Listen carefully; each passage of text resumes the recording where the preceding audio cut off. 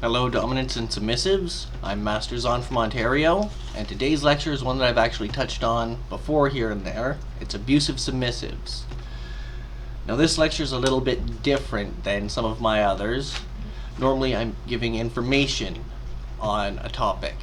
This is more a way to watch for red flags kind of lecture. Now, when people tend to think of abuse in BDSM, they tend to think of the dominant being abusive. I often get asked, well, how can a submissive be abusive to a dom?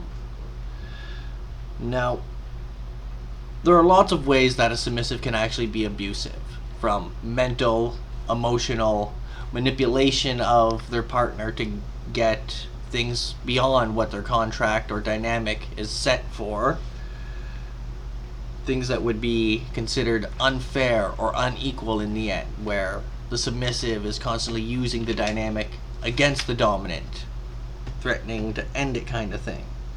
Now, it's not to say that there are no physically abusive submissives, it's just less common. Now, there are other ways that submissives can be abusive without actually having to do much. Being unmotivated, a lack of communication, fighting every single order that the dominant gives to the submissive.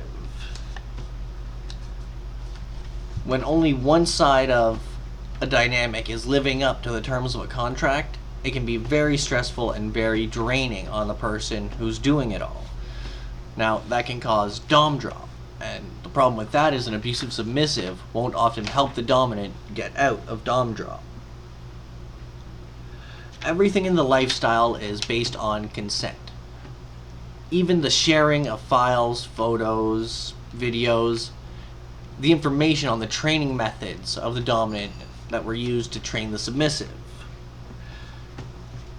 Now, sharing photos without consent is a form of abuse and a violation of terms of the contract and of the dynamic itself. But if a submissive has sworn that they and their body belong to their dominant, then even them sharing pictures of themselves can be a form of abuse by violating the contract. Well, I've never had to counsel an abused dominant who wanted to stay in the lifestyle.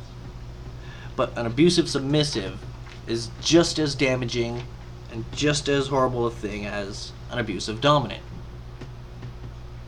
A brat is expected to misbehave. So there are some times that fighting an order isn't a form of abuse, doesn't violate the terms of a contract. And they're allowed to argue now and then, but they expect the punishment that comes with it. An abusive submissive won't accept the punishment, and they go well beyond the established lines from what would be considered a brat, or even set in the terms of a dynamic or contract. It's just as important for a submissive to treat their dominant right as it is for the dominant to treat their submissive right. It's a partnership that goes both ways. Every dynamic has its own standards and its own rules. What's abuse to one person is a kinky fun time to the next. Open and honest communication is the only true way to be able to figure out where the lines are and set limits.